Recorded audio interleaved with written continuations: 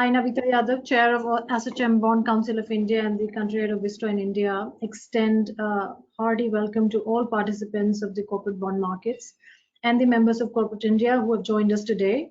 Good afternoon, everyone. At the outset, I hope all of you are safe in these challenging times and following the guidelines issued by the local authorities.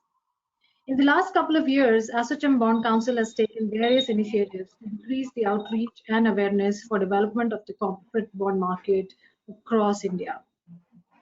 This is the first time that the Bond Council is conducting the conference session online. The webinar today will address the impact on corporate bond markets as we battle the COVID-19 situation. The agenda covers impact on key areas of bond markets and the measures taken by regulators to provide the much necessary relief.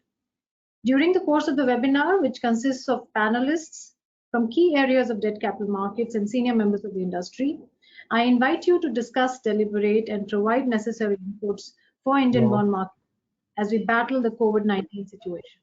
Hello.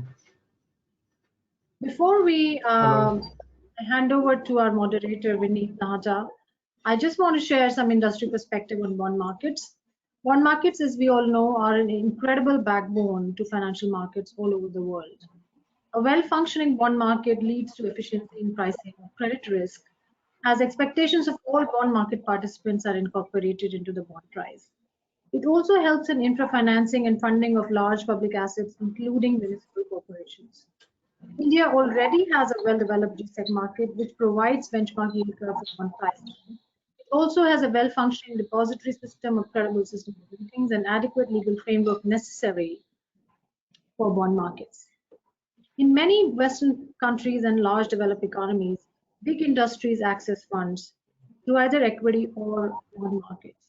When we look at US fixed income markets, which are far more broad and diverse, broken out into US Treasuries, mortgage-backed securities, corporates, municipal bonds, agency, asset-backed securities, money markets, and repurchase agreements. The sheer diversity of products increases the amount of funds available to borrow, as well as allows financial institutions and non-financial companies to manage credit, interest, and market risk more effectively. The debt capital market in the US allows 80% financing for corporations compared to 20% from bank lending.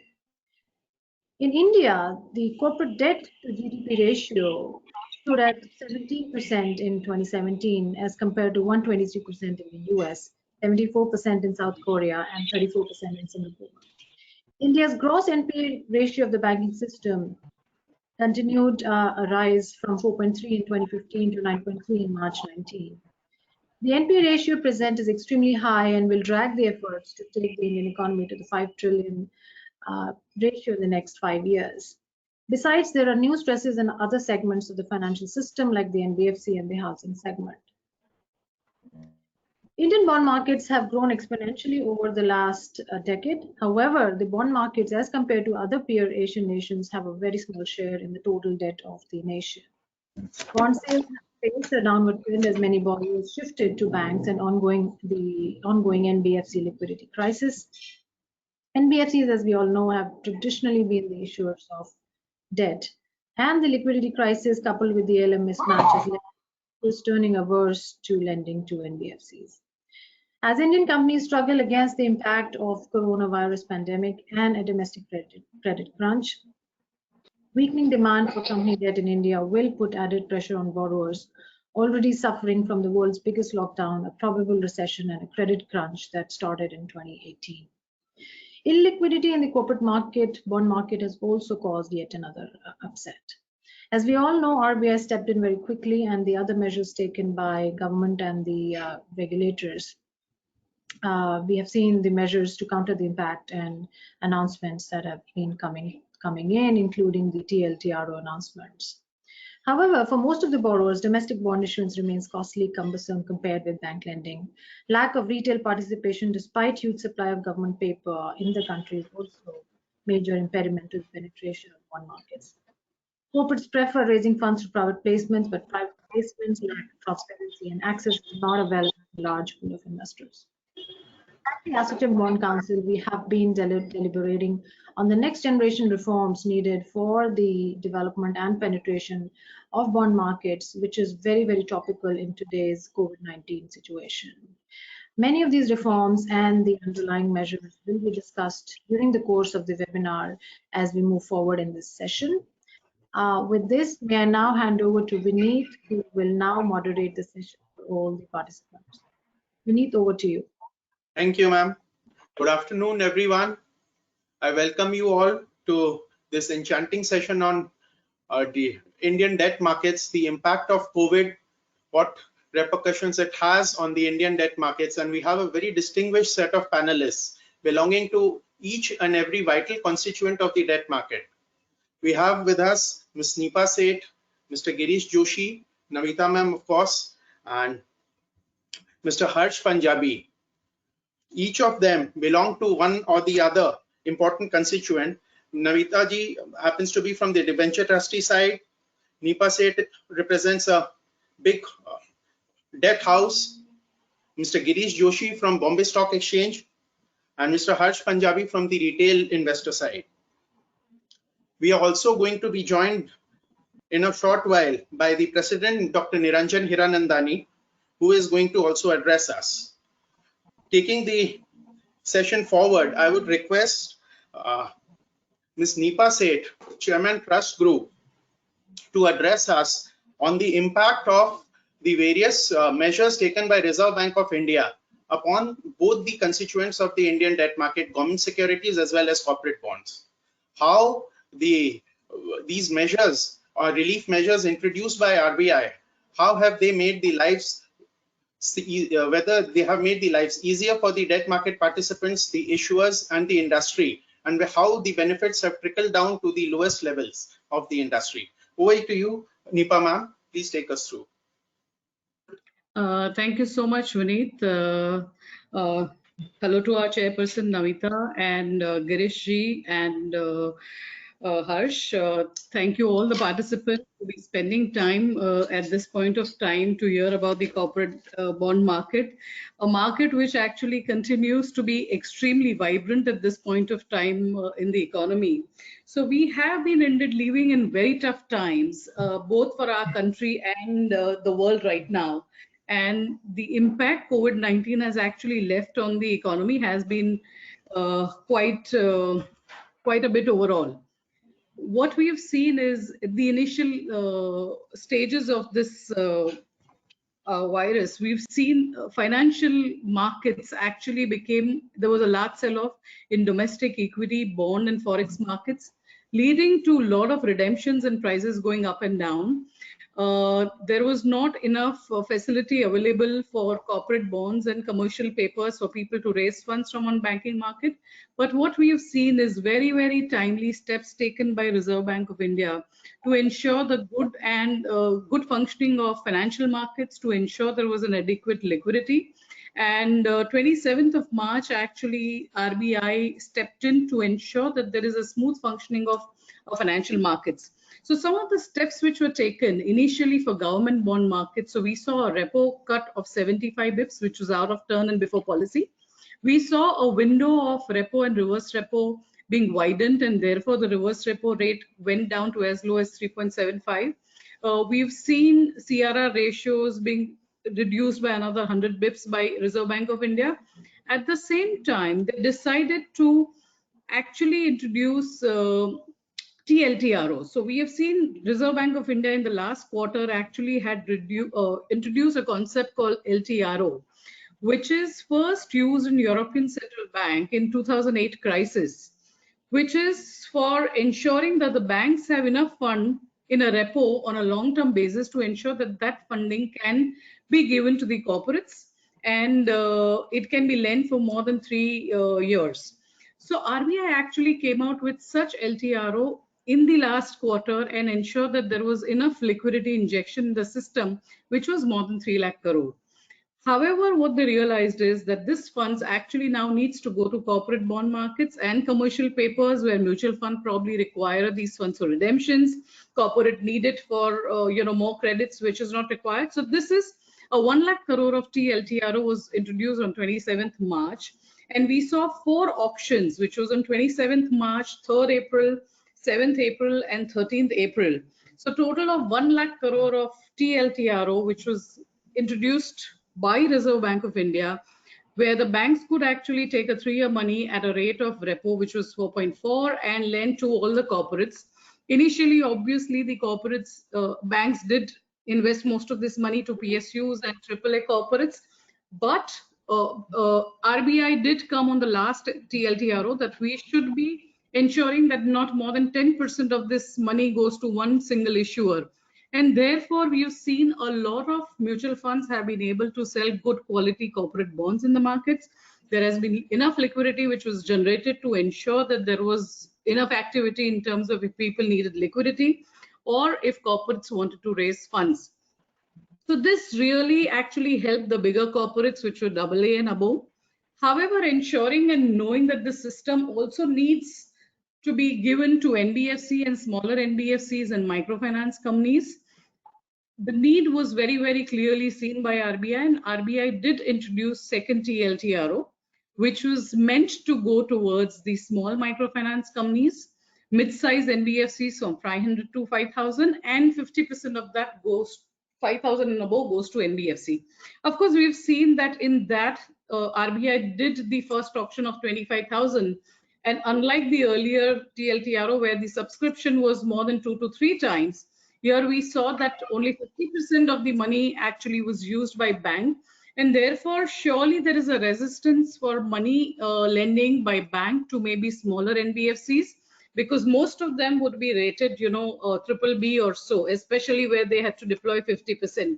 And some of them may not have those clients. So I think a work is going on to ensure this liquidity also moves to the smaller NBFCs and such companies so that the system works well within the system. So I must applaud that the way RBI and SEBI has functioned in this environment to ensure that there has not been a single day of closure.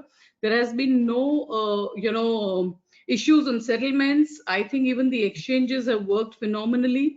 And we've seen that, continuity of the financial system, which has been very, very well taken by all the participants. Of course, in times like this, we do see price volatility, which is there in every financial markets, be it bond or equity or forex, and those things has happened. But I think overall, a fantastic step in terms of ensuring there's a liquidity in the markets.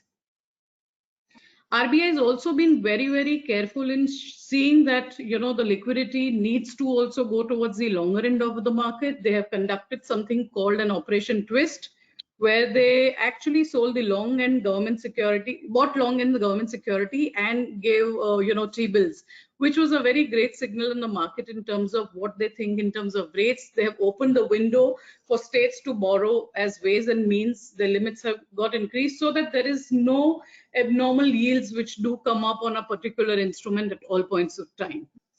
So we've seen a good impact. I think Girish Bhai can actually take you through, what kind of issuance and primary issuances has happened in the month of April, which is, I think, more or less comparable to what we see in a normal market condition. Over to you, Vineet. Thank you, ma'am, for the good perspective on the debt markets covering both government securities as well as the corporate debt. The key point which I could gain from your deliberation was that the benefits of lower interest rates, which was supposed to be passed on to the corporates, the general NBFCs, HFCs, and other corporate issuers. That is the challenge that needs to be achieved. How it is going to be achieved and how fast, that is what we have to see. Now I would request Mr. Girish Joshi to take us through the primary issuances and the secondary issuances in the post-COVID era. Over to you, Girish.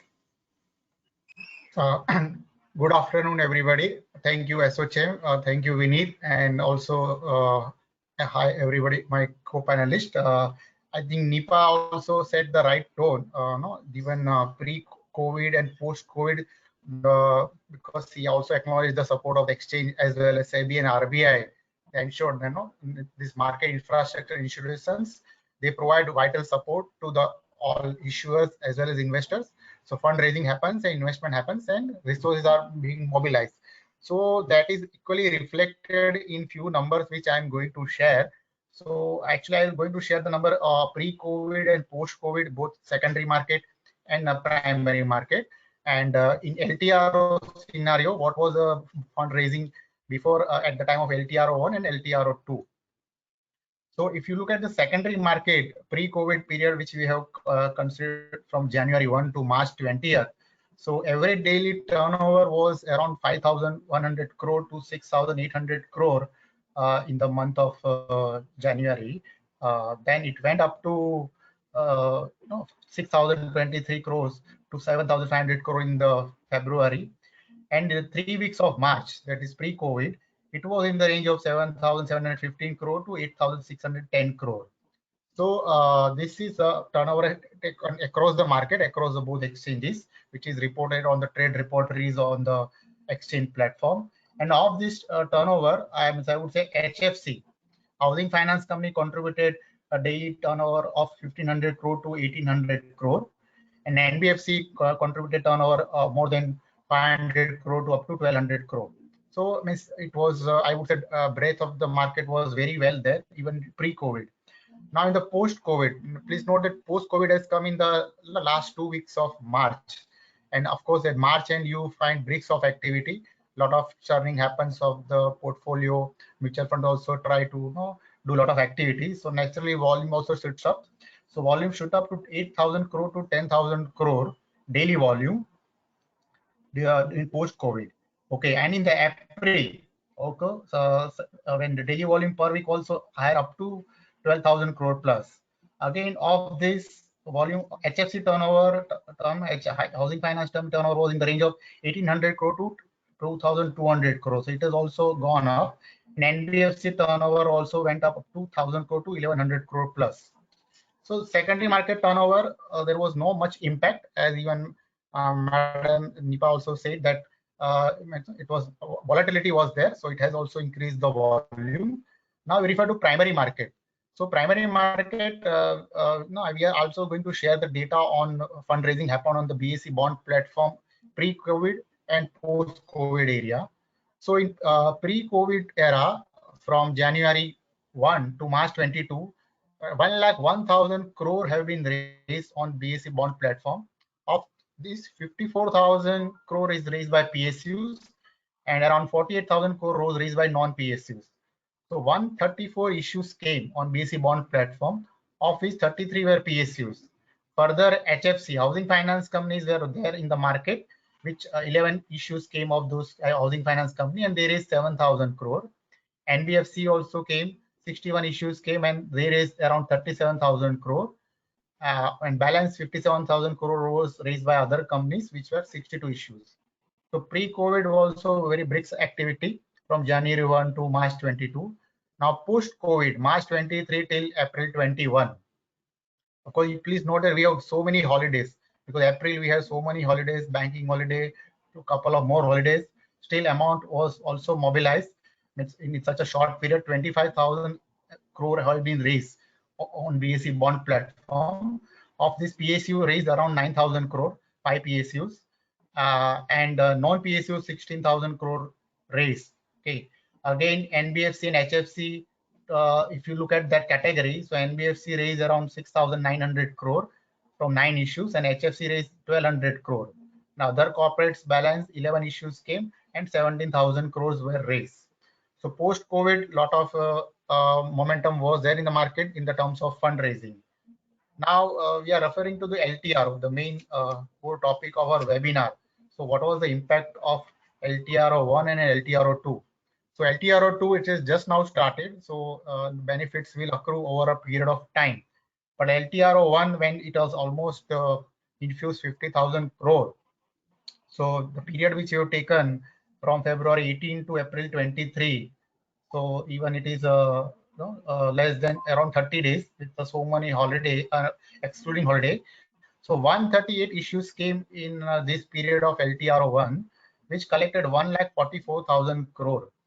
And of these, PSUs were the dominant. Of course, they are the first people to get benefit. So 40 issues came and 85,000 crore raise, and non-PSUs 98 issues came and around 60,000 crore being raised. Again, if you like the category of the issuer, HFCs 14 issues came and around 36,000 crore came. NBFC 57 issues came and 20,000 crore raised. Another category of issuers, 67 issues came and they raised 88,000 crore. So a lot of activity happened in LTRO one scenario. And if you again look at the token issue size, so HFC and NBFC, which as a category, so maximum issues came in a two bucket. So 21 issues came in the bucket more than 1,000 crore, where around 38,000 crore raised in the range of 7.6 to 7.24% yield. So it has, I would say, smoothened the yield curve, I would say. And even 23 issues came between 200 crore to 500 crore issue size and 7,500 crore raise, and yield range was from 7.64 to 8.32. If you look at other category of issuers, 25 issues came, which has more than issue size more than 1,000 crore, and they collected 71,000 crore in the range of 6.81 to 8.13 yield. And 21 issues came, which has issue range size between 200 crore to 500 crore, and 7,800 crore raise from 7.9 to 8.09% yield. So now coming to LTRO2, which is the very important topic, how it will shape up, because as Madam said that no big corporate should not get benefit. The benefit should go to other NBFC and other HFC, and we have to yet see the impact. But I would still share a few numbers, which for last 5 days. So around 22 issues came from April 24 to 29, and it raised around 18,000 crore rupees. And of these, 2 were PSUs. So naturally PSUs have better rating, so they collected around 5,014 crore, and 20 non-PSUs came, which collected around 13,000 crore. One HFC was there, which raised 200 crore. 13 NBFC raised 7,500 crore, and other issuers raised 10,269 crores. So if you again look at the breakup, naturally HFC and NBFC were able to get the benefit of liquidity because and this preference. So they were more issues came in the range of 1,000 crore. So 3 issues came of NBFC and HFC, which collected 5,400 crore. So of total 22 issues, 5,400 crore was raised by 3 issues of NBFC and HFC, and they collected in the range of 6.75 to 8%. So it has some positive impact on the yield also. 6 issues came with the range of 200 crore to 500 crore issue size, and there is 1,800 crore at the yield of 7.38. If you look at the category PSUs and non-PSUs, PSUs, 2 PSUs raised already I said more than 1,000 crore range, 5,014 crore, and 8 issue non-PSU category, 8 issuers were had raised money between 200 to 500 crore issue size, and 2,800 crore raise at between the yield of 7.37 to 7.83. And 4 issues were there with more than 1,000 crore, which raised 7,500 crore to 7.47 to 7.8. So these are the some facts and numbers. But what we have observed at times when the issuer comes with the issue, they make small issue size, base issue size, and green show issue they keep more. They under the impression that money will come, but at last moment, sometimes money comes up to the base issue size. Green show options, very few issuers are able to collect to the entire green show options. And the issuer category in terms of, so currently large corporates, big corporates have raised very sizable amount of money, getting benefit of this liquidity facility. Even some auto companies also have come with the article has also come in the newspaper. So few auto companies also have raised money, and we feel in the pipeline some more manufacturing companies may come, and smaller NBFCs are also trying to tap the market to raise money through the bond issue. So here I will just close, hold my observation. Then we can take something later on when as and when discussion happens. Thank you, Girish. Yeah. What we could observe was that despite so much market volatility post-COVID era, in the post-COVID era, when the market hours were shortened to from 10 a.m. to 2 p.m. and we had a lot of market holidays.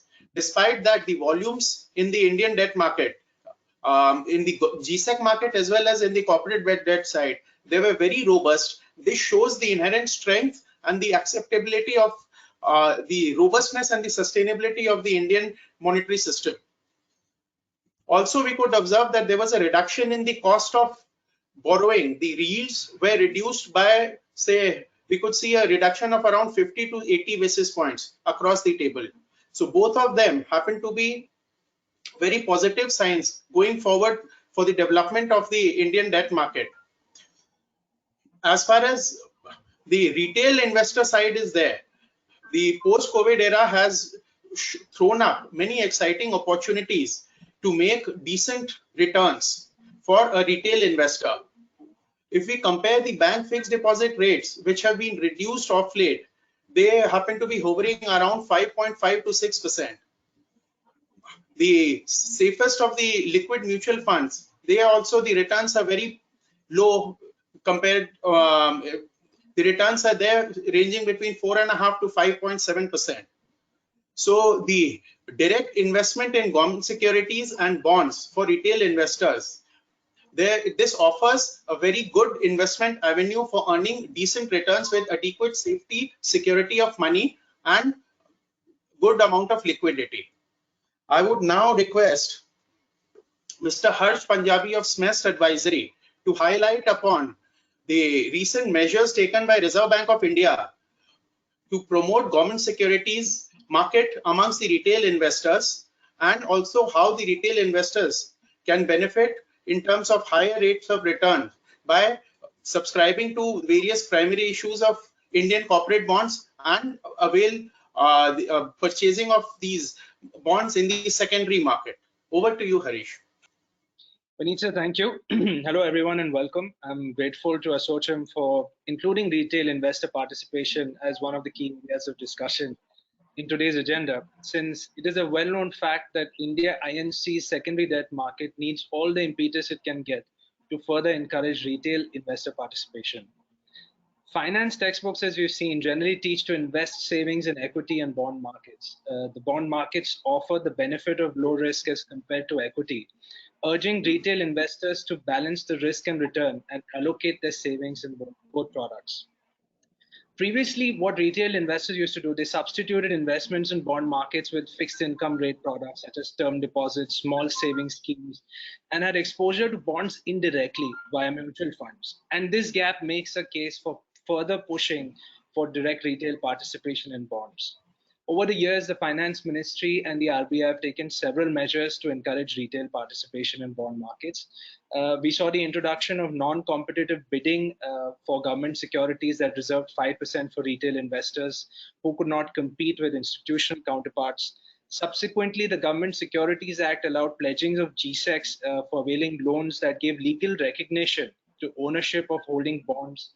The RBI extended the institutional market, which is called the NDS-OM, to retail investors to participate directly in the secondary markets.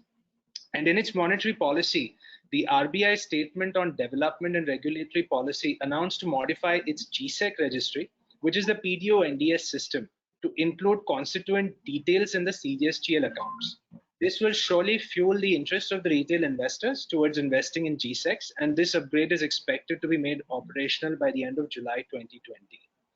Now, I'm usually the one to dredge the silver lining in situations and grab onto the optimistic view, but the current follow-on of events of the lockdown due to the COVID-19 pandemic and the shutdown of 6 major credit funds have brought about an adverse effect on the retail debt market and raised concerns with investors. As Prime Minister Modi urged shoppers against panic buying, retail investors were grappling with quite the opposite problem, panic selling. What this means for the corporate market of India: the credit curve will steepen, higher rated credit spreads staying down from highs, while lower rated credit spreads will continue to spike up. Plus, if the liquidity gets sucked up by nervous investors trying to rush for an early exit, it could further the credit crisis. The question of the hour running through the minds of retail investors today: should they continue to stay invested? Retail investors today are reassessing their risk exposures and cash requirements. Now, most of the time, certain reckless, financial planners missell to retail investors. They're holding junk bonds in their portfolios, which have been sold to them at exorbitant levels, which are difficult to sell in today's liquid markets. The investors are not educated on the risks that entail on these bonds and are tempted to invest by looking at high yields.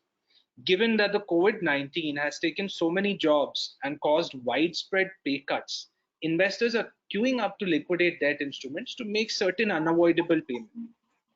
We see more than usual sell requests during this lockdown period, which have increased exponentially since the restructuring of Yes Bank, which hit their AT1 bonds. Now, at this time, corporate companies are paying salaries without any revenues. They are too considering taking money out of their investments. So you see, even selling of this sort takes up yields on corporate bonds at the short end of the curve, where majority of the investors park their money and are seeing daily returns turn negative. Now, the fear around these corporate bonds has started to ease after interventions by the central bank, as highlighted by Nipa ma'am in her address. Bond prices collapsing, leaving existing holders sitting on certain capital losses, but the bond yields move in opposite direction to prices. So the new investors are getting better returns from the coupons. This has been welcoming news to despairing income investors who are watching dividends shrivel. The two key worries in recent months in the minds of retail investors have been the prospect of rising default rates, whereby company either skipping coupon payments to bondholders or not being able to repay the bondholders on time or at all. And of course, the credit rating downgrades. But this means the spreads on corporate bonds have widened, making credit look a far more attractive investing ground, even though corporate bonds may be illiquid as compared to equities when trading, but they are fundamentally less risky given the holder's seniority in the company's capital structure. With red splashed across the board screens in these wildly swinging markets, the global economy is in a tailspin and a pandemic which is showing no signs of slacking. But as we look beyond these very real and very significant issues, we see that there is an investment opportunity for retail investors which can be exercised with caution. As a retail investor, one can avoid heavy expense ratios that are paid to fund houses, and investors must self-educate themselves, read the offer document, which is known as the information memorandum, that is unique to every debt instrument and can invest directly into corporate bond markets. There are mechanisms in place for settlements and clearing whereby a retail individual investor can, without any worry, exchange funds and securities with the counterparty. The secondary debt capital markets have progressed a long way over the past few years, not only in size, but also in sophistication, and is expected to deepen further with all the policy measures enforced by the regulatory authorities. The institutions too today are looking very seriously to cater to retail clientele and are taking proactive steps to broaden their retail investor base. Overall, I think one can expect an all-round development and growth in the Indian debt markets in the coming years. With this, I'd like to hand over back to you, Vineet sir. Thank you. Thank you.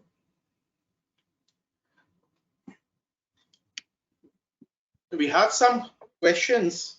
So I would like to address one of the questions to Nipa ma'am. Whether TLTRO funds of INR 1 lakh crores have been fully deployed, whether the amount is reserved under different investment grade rated companies, or whether TLTRO is only for primary issues. So if you could say elaborate on this particular query for the benefit of all the viewers. So when this TLTRO came, so RBI gave a time of 30 working days for the first 1 lakh crore. Initially, it was 21 days, then moved to 30 working days for the deployment of the funds, where not more than 50% would be of in primary markets. So 50% would go to primary markets, but the 50% had to come to the secondary market for the purchase. Though RBI has not put any restrictions on what kind of rating and what kind of corporate should get this money, most of the banks would have their investment policy where a significant sum of money would go to the companies which are AA and above, because there would be a very little limit for the companies which will be below AA. We have seen significant part of this money either being committed or being used. However, the first LTRO started on 27th of April, which was first 25,000 crore. The second one came on 3rd April. The third one was 7th April and the fourth one was 19th April.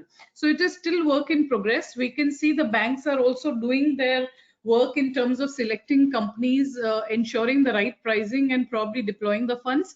So our sense is almost 50 to 65% of these funds would have already got utilized for the targeted investments, but there would still be 30-35% out of the 1 lakh crore which will still be pending. On the fourth issuance of TLTRO, there was also another condition that there should not be more than 10% in one group, and therefore it ensured that there was diversification of investment as well, and therefore bank also had to ensure that there are more companies in which they invest. And we can see that on a daily basis banks are coming in secondary market to purchase these bonds, and therefore it's an ongoing process. The second TLTRO came, which was on 28th of April, where since the number of the kind of companies are much smaller, RBI has actually given 45 working days for the amount to be invested. So there is enough and more time. I don't think we have more than 10,000 crore, which could, I mean, more than 50% of that is tied up. There's a lot of work going on, but investment is in the process, not completely tied up. Okay. Thank you. The investor confidence in the debt markets presently appears to be shaken because of the closure down of several schemes by a reputed mutual fund. Also, the debacle of Yes Bank has left many investors in a very jittery phase, whether they are still in doubt whether the investments which they earlier found to be absolutely 100% safe and secure and a reservoir of their hard-earned money, whether it is going to remain as safe and secure as they perceived it to be, whether an investor can go to sleep with a peace of mind. This particular question is still lurking in the mind. Several events have happened which have placed the importance of the debenture trustees. The importance of debenture trustees have come to the forefront as custodians of the safety and security of the wealth of investors. I would request Ms. Navita Yadav to address on two issues, two questions which have come to us. First is, some issuers have been delaying interest payments and the redemption and have done partial redemption. How does the market treat it?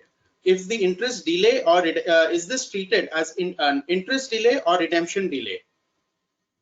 How do we differentiate it? And then what is the recourse available to the common investor to handle this situation and go forward to recoup back the money? Over to you, Navita ma'am. Thanks, Vineet. Very pertinent question from the audience. Yes, we are seeing some issuers delaying interest payments, not necessarily redemption payments. Having said that, it's very early in the quarter to say that there is a large-scale delay in interest payments. As we all know, mid-March was actually the onset of lockdowns, which affected operations. So for the quarter of March 20, we have not seen very much delays in interest payments or even redemption pressures when it comes to on-balance sheet issuances.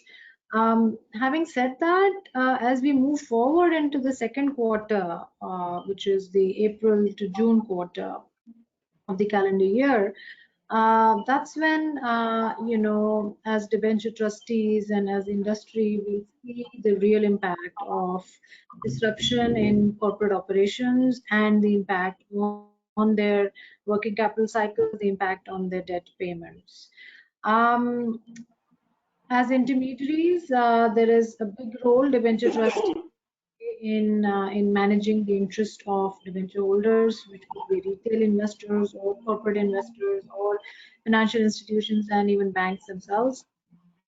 SEBI recently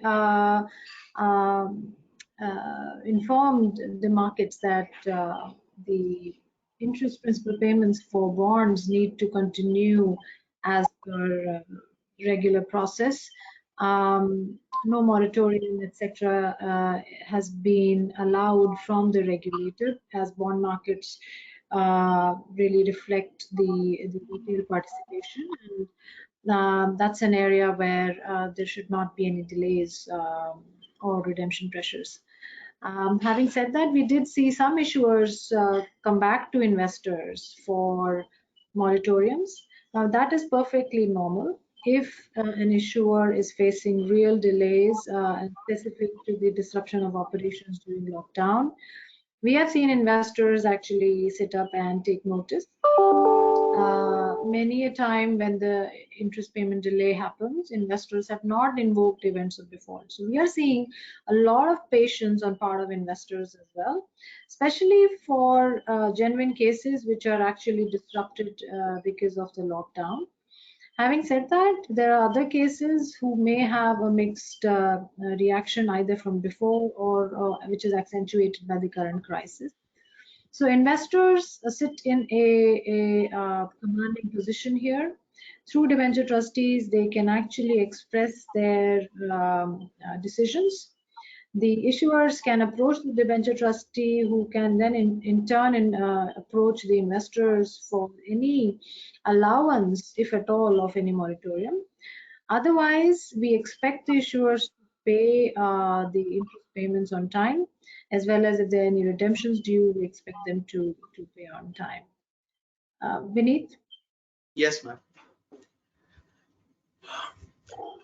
I've been getting questions regarding the role of foreign institutional investors in the Indian debt markets, whether there is an opportunity of cross-country arbitrage if FIIs can borrow funds abroad at extremely low levels, deploy those funds into India, and then still make a decent arbitrage margin.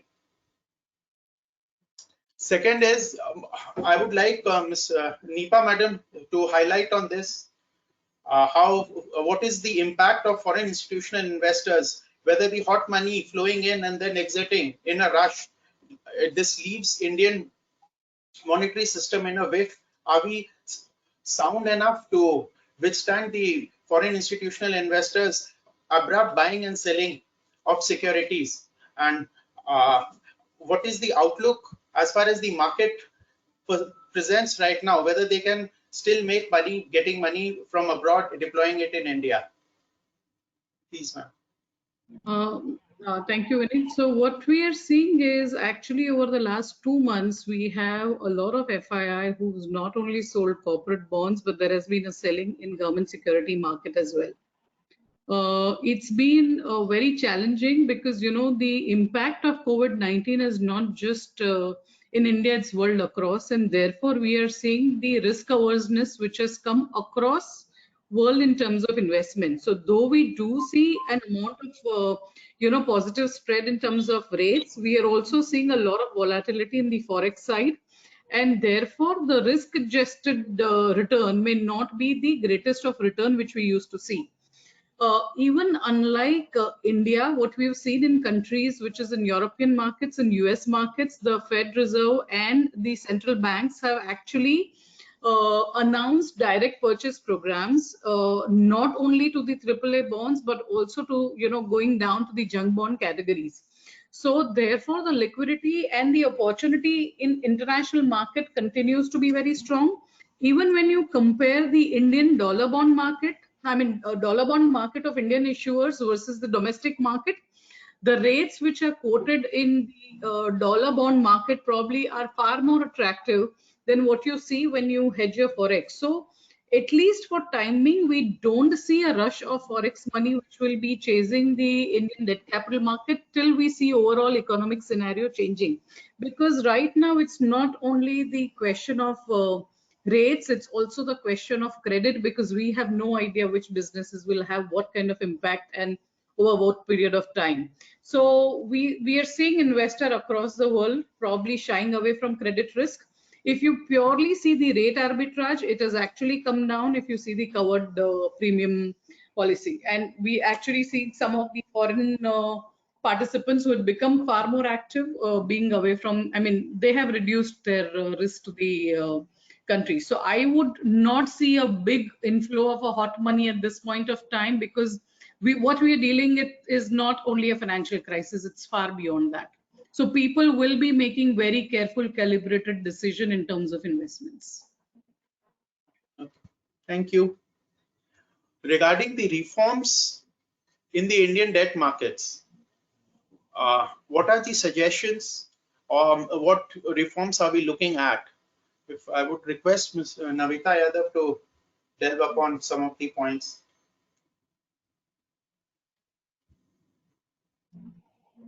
Yes. Yes, Vineet.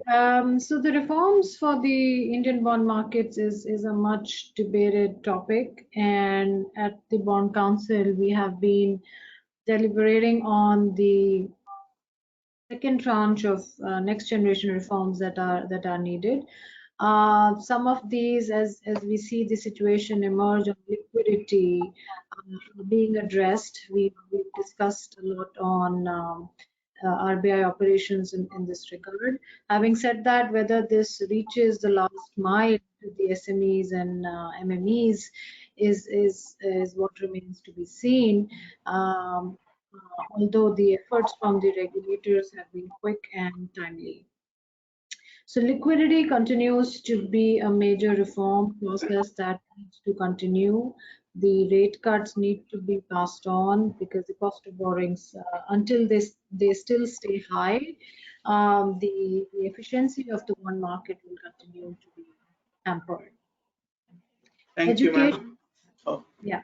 And other than that, Vineet, I think there are a whole host of measures on investor education and clarity of tax regulations compared to equity, as well as creation of distribution channels for penetration of bond markets are some of the other reforms that we need to look at. Vineet? Yeah. Thank you, ma'am. I would request Mr. Girish Joshi to express his views as far as what reforms the regulator should undertake to deepen the government debt market and the retail debt market and the corporate debt market in general. Mr. Girish, please.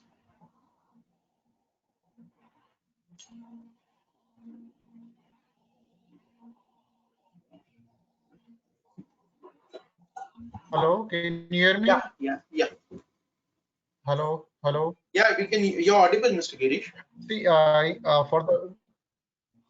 for the bond market, recently many steps have been taken by SEBI, and SEBI also trying to further, give lot, making so many efforts, and even that you can see, because even in such a scenario, SEBI is working closely with stock exchanges. No fundraising should get jeopardized, and even regularly we were in touch with SEBI. What is happening? So further, what we are working with SEBI in the market reform, which we even heard also referred indirectly, that data. Currently, there are various kinds of platform available on exchanges. So investors get lost know how to collect information. So exchanges and depositories, along with the registrar or mainly depositories, we are working to create a centralized database of entire bond market, where you get information of primary market, secondary market, rating upgrade, everything is available at one place on the exchange platform, including what is I know, because sometimes if someone investor comes on exchange website, he or she gets lost. Where is IM? If IM is available, where is the yield? What was the last trade? And even for the similar yield, any fundraising has happened in the last few months by or last few weeks by any of the corporates. So all this information will be available at one place, and SEBI is working on that, and we are working closely with SEBI to make this live as early as possible. Another thing which we are working with SEBI is for primary market retail investors, how to give them easy access to primary market. So like in equity, UPI mechanism has been enabled. So same will be implemented even for bond market for debt public issue. Retail investors can subscribe through UPI mechanism, like currently it is ASBA. So that will be the another reform which is coming in the bond market. RFQ platform, which was recently launched by both exchanges, we have to get some more traction, but that is also good initiative to create more liquidity in the illiquid bond market. So that will be also taken up further on the RFQ platform. So these are the small some steps which we want to highlight what has been which are there in the pipeline. Okay, thank you. Over to you, Vineet. Thanks, Girish. I would now move over to Mr. Harsh Punjabee to elicit some points which from the retail investment perspective, what reforms are expected so that the retail investors have better say in the market and then their investment is safeguarded. As Navita ma'am was mentioning, I think one of the most crucial and most important aspects as far as any investment is concerned is the tax. The governments have given a lot of tax breaks when it comes to equities and mutual funds. And on a reform level, the government should also consider giving certain tax breaks when it comes to investors investing directly into debt instruments. Because as of today, even senior citizens, what we see, they are looking at diversifying their money from fixed deposits, which are taxable today again as income, and looking at different investments in the search for higher yields. So I think we have to look at these reforms at a core level, and I think something break can definitely encourage and give a huge impetus to retail participation. Back to you, sir. Thank you. As regards taxation is concerned, I would just like to clarify the interest on the listed bonds. There is no TDS. Vis-a-vis the various debt schemes of mutual funds, the long-term capital gains charged on buying and selling of bonds on the long-term capital gain incurred is only 10%. And the holding period is 1 year, which is comparable to, say, in mutual funds, the taxation rate is 20% and the holding period is 3 years. So by direct investment in bonds, the retail investor can have a better tax planning by achieving better post-tax yield as far as the capital gains is concerned. Regarding the market outlook, we've been getting a lot of questions how from today onwards, how interest rate movements are going to take place, what would be the 10-year GSEC benchmark in, say, probably 3 months or 6 months down the line. How can an investor make decent profits by capitalizing on the capital appreciation in terms of the rise in bond prices by playing the yield curve? So I would like Ms. Nipa Madam to elaborate on this, how investors can make money by investing in bonds and with adequate safety and security of capital.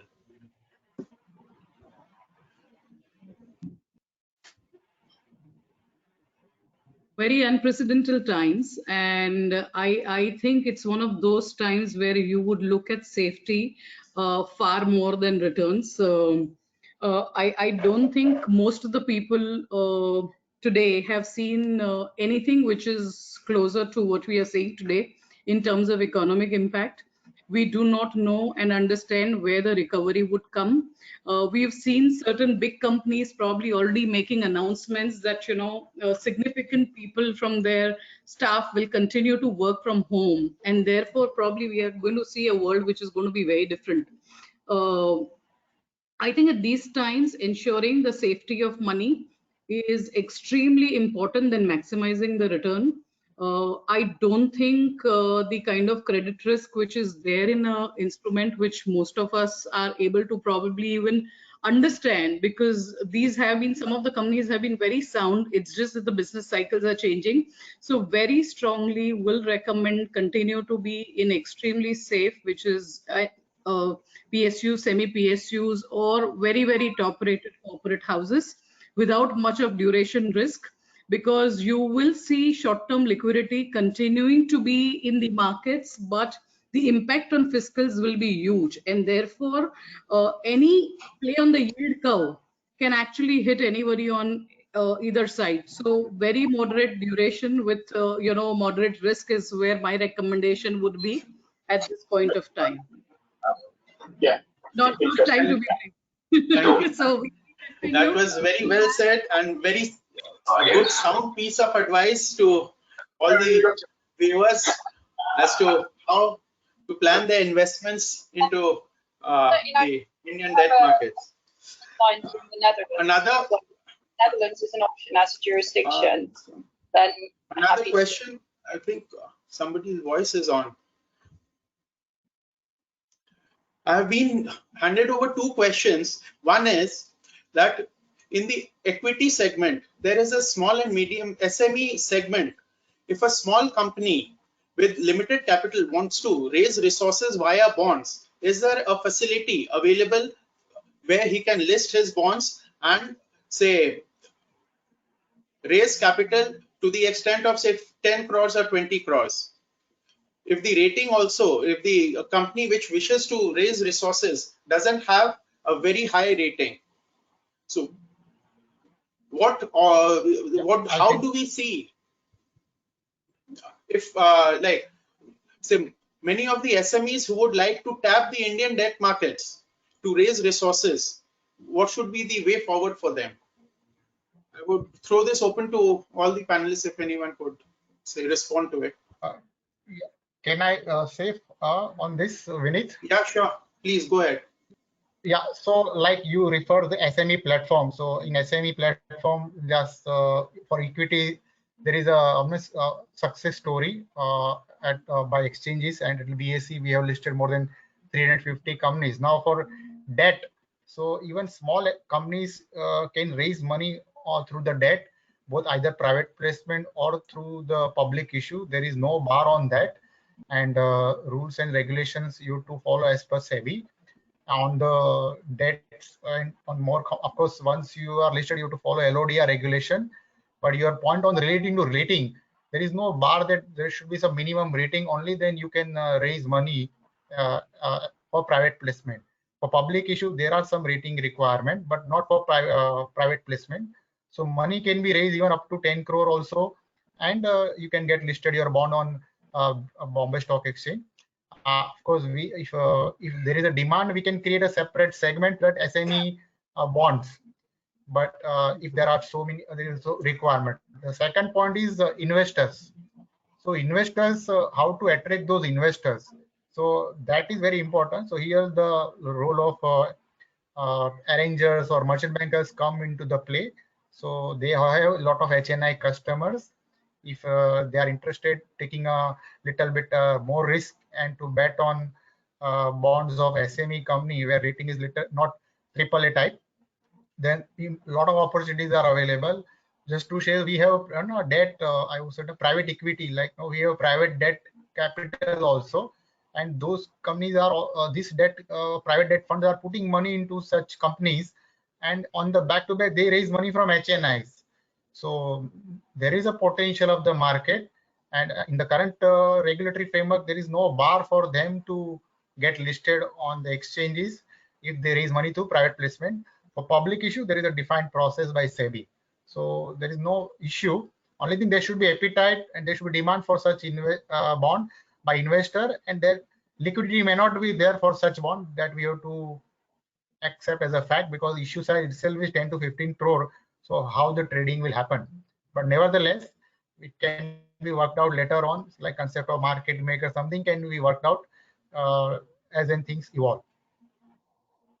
Thank you. I would now request Ms. Nipa Sheth to say sum up the entire session with her closing remarks, and over to you, ma'am. Thank you, Vineet.